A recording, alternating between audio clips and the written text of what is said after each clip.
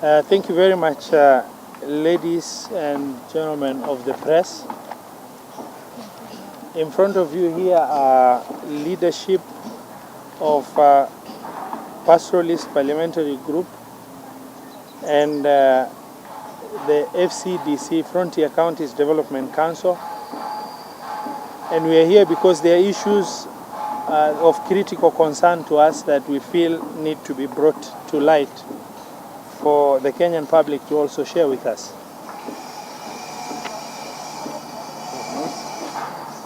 We have grave concerns on re-emergence of remarginalization of Asal region by the government of Kenya today.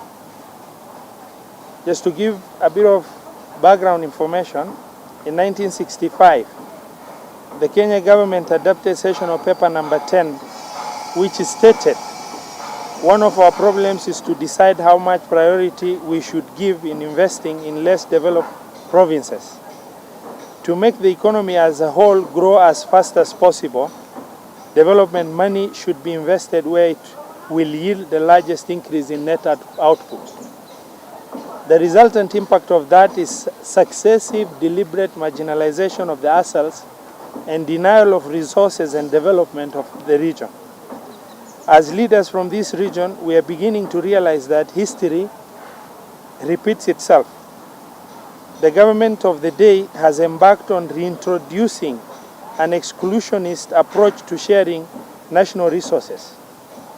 We have seen a trend where Asal region is no longer seen as an equal partner in resource sharing from the national government. The following issues are major concern to us. On Equalization Fund. The Equalization Fund is a creation of the Constitution under Article 204. Money in the Equalization Fund is set aside to accelerate the level of services in marginalized areas to bring them at par with the rest of the country. This fund has a sunset clause of 20 years, out of which 10 years has already lapsed without a shilling being spent in trying to address the inequalities in development as a result of deliberate marginalization by successive governments. To date, the funds earmarked for equalization meant for Asal counties have not been released. The monies spent so far have largely gone to the operational cost of 7 PSS that form the governing board of the fund. We expect the National Treasury to urgently disburse the funds, or else we proceed to court for a judicial redress. So far, we have not received any response on correspondence to the PS National Treasury requesting for urgent disbursement. And the worst, of this is that the leadership of the government of Kenya are very comfortable at the presidency level, knowing very well constitutional violation of resource allocation meant for deliberate marginalization, redress has not been released and 10 years has lapsed. The new revenue sharing formula, the Commission of Revenue Allocation, or commonly known by its initials as CRA, is mandated by the Constitution and under Article 203 to determine the formula for sharing national funds. Last week, the CRA gave its recommendations for third revenue sharing formula that determines how much money goes to the county governments every year.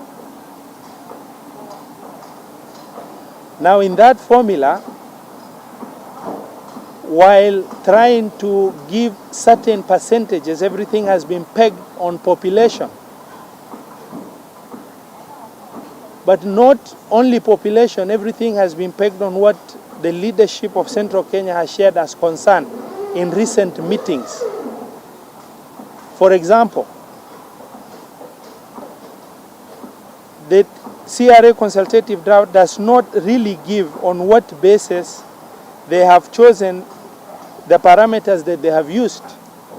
There is discussion of issues to do with the Big Four agenda. For example, if I take on agriculture, where the CRA proposes to give 10% for purposes of addressing food security in the country, which the ASALs need also. But CRA fails to allocate an equal amount of 10% to water security, which is a major problem for the ASALs.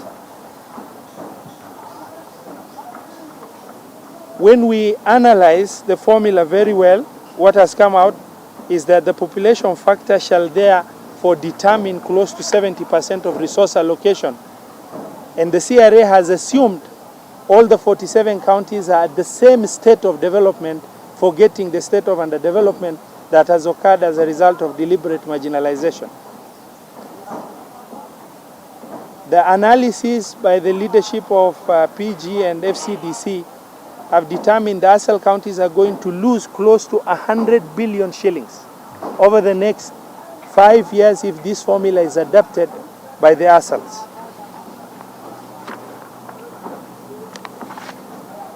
I know it irritates many leaders, particularly those from central Kenya, when they see the leadership of the ASALs discuss issue of marginalization. And even so, the leadership of the country, because many a times I've come across where you mention marginalization, people saying that has been addressed by resource allocation through devolution. Marginalization is not a switch that can be just turned off. It is a state of underdevelopment accruing over 50 years of neglect by successive governments in Kenya.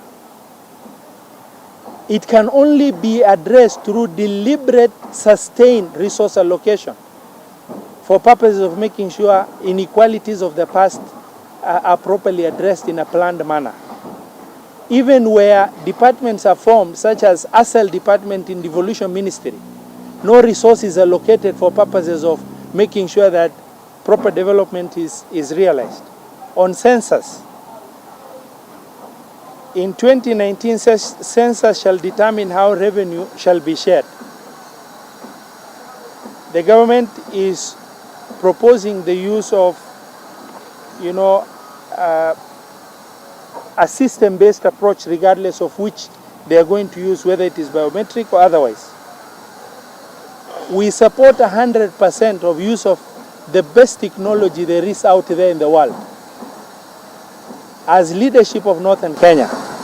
But we want the Kenya National Bureau of Statistics to tell Kenyans what plans, what strategies they have put in place to deal with the pastoral way of life of ASALs in order to make sure that census take place, and that is not sample, meaning 100% of the population of this country are going to be counted.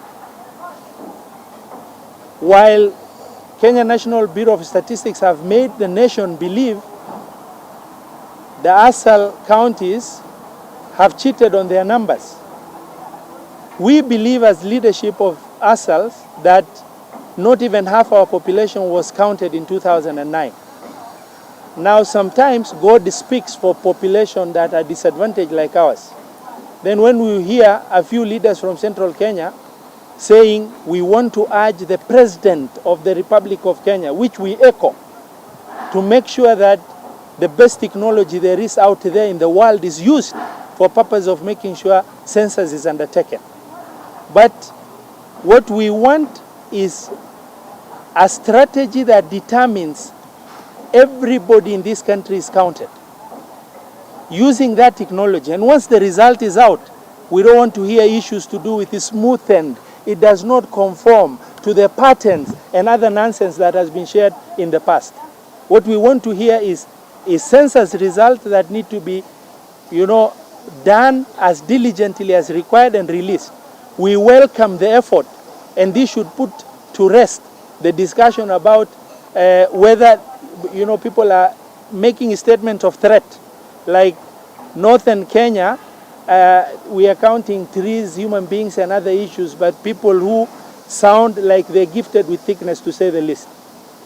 What we want to request is the system of government must put in place using the best technology there is in the world out there, to carry out an exhaustive census of the population, because even the 2009 census, we believe, has not exhaustively captured the population in the ASALs owing to the nomadic and pastoral way of life.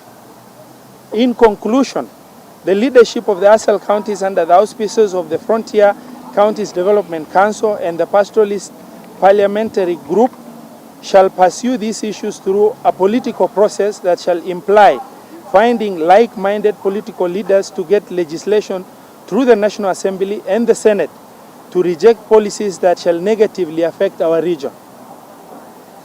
We have seen the leaders now dictate the policies of the national government from the central parts of the country.